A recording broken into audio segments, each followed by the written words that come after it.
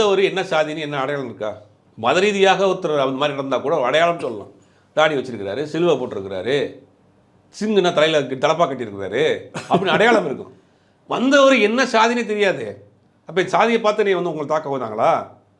நீங்கள் ஒரு தமிழ்நாட்டில் மதிக்கக்கூடிய, இந்தியாவில் இன்றைக்கி தவிர்க்க முடியாத தலைவராக இருக்கக்கூடிய, தமிழ்நாட்டில் தவிர்க்க முடியாத ஒரு கட்சியாக இருக்கக்கூடிய ஒரு அறியப்பட்ட ஒரு தலைவர் ஒரு காரில் நின்றுருக்காரு. நீங்கள் போய் இருக்க போகிறீங்க.